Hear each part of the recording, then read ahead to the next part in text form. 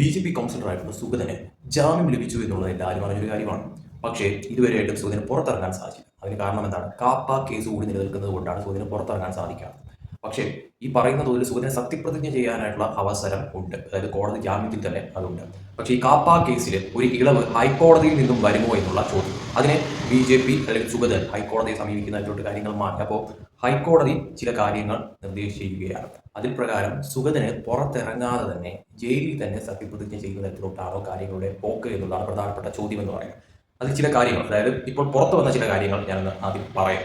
അതായത് Vattiyoorkavu Vazhottukonam councillor R സുഗതന്റെ സത്യപ്രതിജ്ഞയുമായി ബന്ധപ്പെട്ട case പരിഗണിക്കവേ Kerala ഹൈക്കോടതി ഒരു സുപ്രധാന നിരീക്ഷണം നടത്തിയിട്ടുണ്ട്.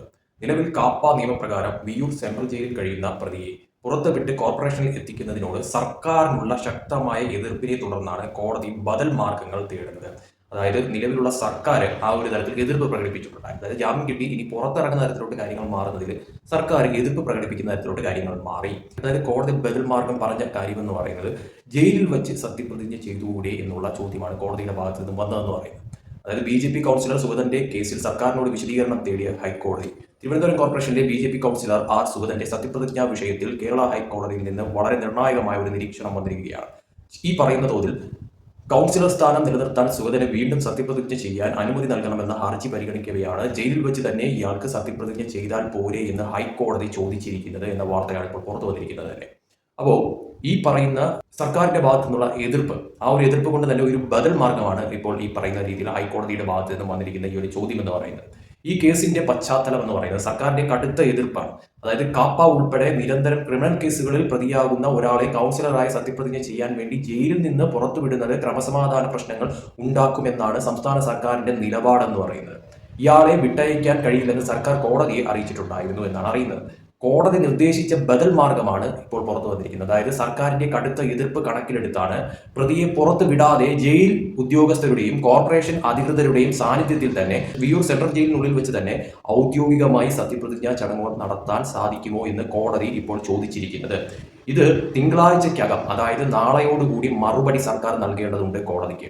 ഈ വിഷയത്തിൽ സർക്കാരിന്റെയും ജയിൽ വകുപ്പിന്റെയും കൃത്യമായ നിലപാട് ഈ വരുന്ന തിങ്കളാഴ്ച, അതായത് നാളെ ജൂലൈ 13 അറിയിക്കാനായിട്ട് ഹൈക്കോടതി ഇപ്പോൾ നിർദ്ദേശിച്ചിരിക്കുകയാണ്.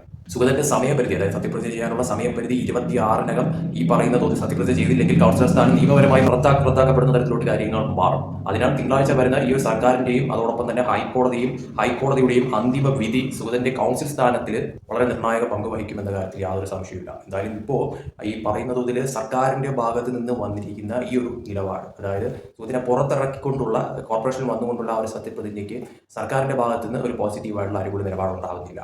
പക്ഷേ എന്നാൽ സത്യപ്രതിജ്ഞ ചെയ്യാമെന്നുള്ള തരത്തിൽ ഹൈക്കോടതിയിൽ നിന്ന് നിർദ്ദേശിച്ചിട്ടുള്ള കാര്യം ജയിലിൽ വെച്ച് തന്നെ എന്നാൽ സത്യപ്രതിജ്ഞ ചെയ്യാനായിട്ട് അവസരം ഉണ്ടാക്കണം എന്നുള്ള തരത്തിലാണ്.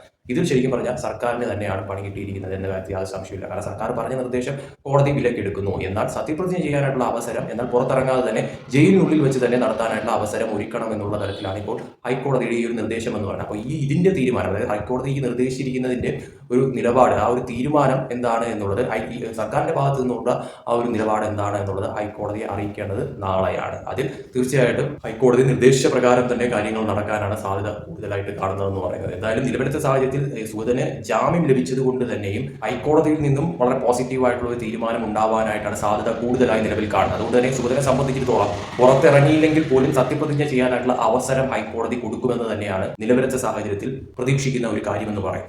എന്നാൽ അങ്ങനെ ഒരു അവസരം കിട്ടിയാൽ തീർച്ചയായിട്ടും അത് ഇടതുപക്ഷത്തെ സംബന്ധിച്ചിടത്തോളം വലതുപക്ഷത്തെ സംബന്ധിച്ചിടത്തോളം ഒരു തിരിച്ചടി തന്നെയാവുമെന്ന കാര്യത്തിൽ യാതൊരു സംശയവുമില്ല. കാരണം സുഗതനെ സത്യപ്രതിജ്ഞ ചെയ്യുന്ന തരത്തിലോട്ട് കാര്യങ്ങൾ മാറിക്കഴിഞ്ഞാൽ സുഗതനെ അയോഗ്യനാകാൻ പറ്റത്തില്ല. സുഗതനെ സംബന്ധിച്ചിടത്തോളം വീണ്ടും കൗൺസിലറായി തുടരാൻ പറ്റുന്ന തരത്തിലോട്ട് കാര്യങ്ങൾ മാറുകയും ബി.ജെ.പിയുടെ ഭരണത്തിൽ ഒരു തരത്തിലുമുള്ള കോട്ടവും പറ്റാത്ത തരത്തിലോട്ട് കാര്യങ്ങൾ പിന്നെ മാറുകയും ചെയ്യുമെന്നത് വ്യക്തമാണ്. അതുകൊണ്ട് തന്നെ നാളെയാണ് ഏറ്റവും നിർണായകമായിട്ടുള്ള ദിനമെന്ന് പറയുന്നത്. അത് സുഗതന് അനുകൂല ഘടകമായിട്ട് തന്നെ ഈ ജാമ്യം ലഭിച്ച രീതിയിൽ കാര്യങ്ങൾ ഹൈക്കോടതിയിലും ഒരു പോസിറ്റീവായിട്ട് കാര്യങ്ങൾ മാറുമോ, അതല്ല ഈ പറയുന്ന രീതിയിൽ സർക്കാർ ഉന്നയിച്ച ആ ഒരു എതിർപ്പ് അതിന് കോടതിയുടെ ഭാഗത്ത് നിന്നുകൊണ്ട് ഒരു അനുകൂല നിലപാടുണ്ടാകുമോ, അതല്ല സുഗതനെ സത്യപ്രതിജ്ഞ ചെയ്യാമെന്നുള്ള തരത്തിൽ തന്നെ അത് പുറത്തിറങ്ങിയില്ലെങ്കിൽ തന്നെ ജയിലിനുള്ളിൽ വെച്ച് തന്നെ ചെയ്യാൻ പറ്റുമെന്നുള്ള തരത്തിലോട്ട് ഹൈക്കോടതി വിധി ഇളവ് പ്രഖ്യാപിക്കുന്ന തരത്തിലോട്ട് കാര്യങ്ങൾ മാറുമോ എന്നുള്ളത് തീർച്ചയായിട്ടും നാളത്തെ ദിവസം അറിയാൻ സാധിക്കുന്ന ഒരു കാര്യം തന്നെയാണ്. എന്തായാലും നാളത്തെ ദിവസം ഈ സുഗതനെ സംബന്ധിച്ചിടത്തോളം, അതോടൊപ്പം തന്നെ ഇടതുപക്ഷത്തെ സംബന്ധിച്ചിടത്തോളം, UDF-നെ സംബന്ധിച്ചിടത്തോളം, BJP സംബന്ധിച്ചിടത്തോളം നിർണായകമായിട്ടുള്ള ഒരു കാര്യം തന്നെയാണ്. അതിൽ ഇപ്പോഴത്തെ ഒരു സിറ്റുവേഷൻ വെച്ച് നോക്കുമ്പോഴത്തേക്കും സുഗതന് ഒന്നുകിൽ ഇളവ് ലഭിക്കുന്ന തരത്തിലോട്ട് കാര്യങ്ങൾ മാറാനോ അല്ലെങ്കിൽ ഈ പറയുന്ന തോതിൽ ജയിലിൽ നിന്ന് തന്നെ